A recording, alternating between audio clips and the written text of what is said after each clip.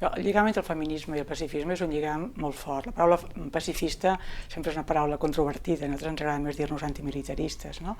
Però, de fet, jo crec que ve fonamentalment que si el feminisme, per lluitar per la llibertat de les dones, no, posa la vida al centre de les polítiques, doncs sembla que la guerra, les armes, és tot el contrari, no? Des de temps immemorials, amb totes les èpoques i amb totes les guerres, les dones són considerades botí de guerra, els cossos de les dones. El primer territori és el cos de les dones i les guerres utilitzen els cossos de les dones com a forma de danyar l'enemic, no?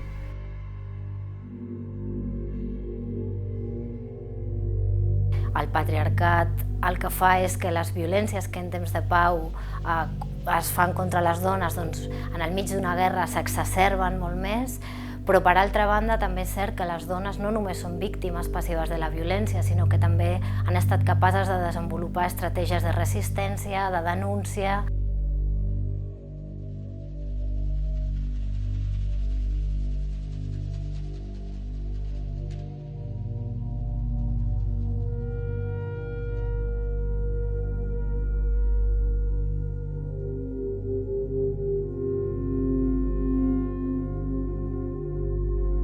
Wilf neix de les dones implicades en el moviment sufragista que van optar per la via de la no violència, per la via de denunciar l'horror de la guerra, per denunciar la militarització i per demanar que els governs signessin un acord per posar fi a la guerra que estava destruint Europa en aquells moments.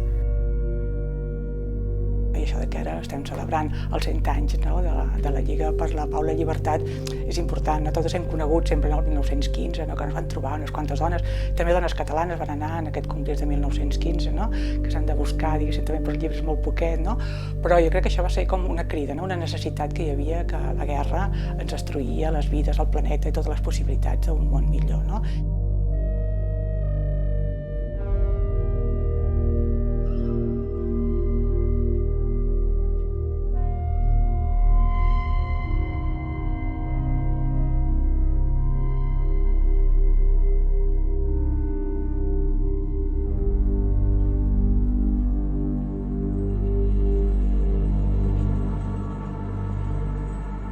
Wilf va estar en tota la campanya internacional d'organitzacions feministes, de dones de tot el món, que van promoure l'aprovació pel Consell de Seguretat de la resolució 1325, que reivindica el paper de les dones com a constructores de pau i no només com a víctimes dels conflictes armats. Per altra banda, més recentment, quan es va produir l'aprovació del Tractat sobre Comerç d'Armes, Wilf va ser també una de les organitzacions que van estar defensant i que finalment van aconseguir que dintre del tractat es contempli que no es poden exportar armes a països on hi hagi la sospita de que aquestes armes contribuiran a exacerbar la violència de gènere. Jo crec que aquestes dues fites són importantíssimes i Wilf ha estat defensant-les.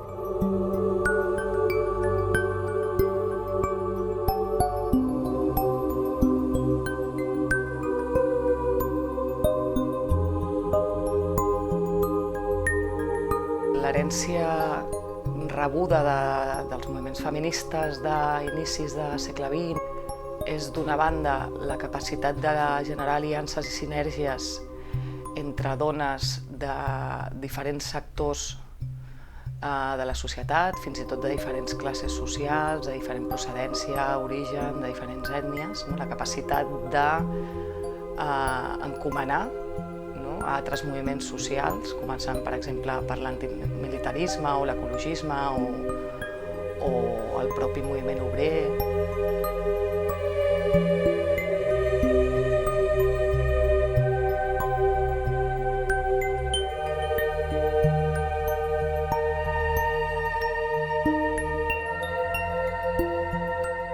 Actualment, Wilf treballa en 3 àmbits. Un àmbit que és el de dones, pau i seguretat, que és promovent la participació de les dones en els espais de construcció de pau. Per altra banda, el desarmament és també un dels espais fonamentals de treball de Wilf. I, per altra banda, també està tot el treball respecte als drets humans, des de la perspectiva de que pau i drets humans van totalment lligades, no es poden separar, no es pot separar la construcció de la pau de la defensa dels drets humans i, per suposat, de la defensa dels drets humans de les dones. Anem a buscar un món on la violència no sigui possible. Nosaltres ho lliguem moltíssim també amb la violència contra els cossos de les dones i contra tots els territoris. Vull dir que actualment les guerres estan a tot el planeta. Vull dir que no és allò que estem parlant de la història del segle passat, que van haver-hi guerres mundials, etc., però que tenim aquí la guerra de Síria, Afganistan, es pot considerar, Colòmbia hi ha una guerra. És a dir, que jo crec que és una cosa superactual, per tant és que és una feina importantíssima. El moviment antimilitarista i pacifista no és molt gran, però és imprescindible. Per tant, a mi sí que em sembla que actualment és imprescindible que 100 anys més continuï havent-hi activistes feministes a tot el món lluitant clarament contra la violència, contra les guerres, contra el exèrcit, contra les armes i proposant coses noves de relacionar-se entre els pobles i les persones.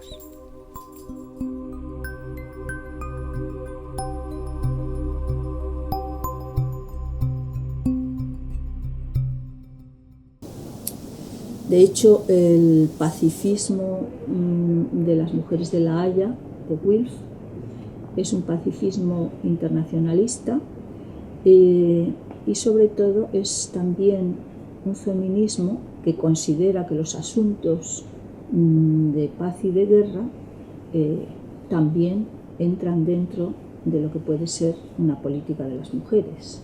Como dijo Alejandra Bocchetti, ¿cuál es la política de las mujeres? La política de las mujeres es la política, es decir, todo.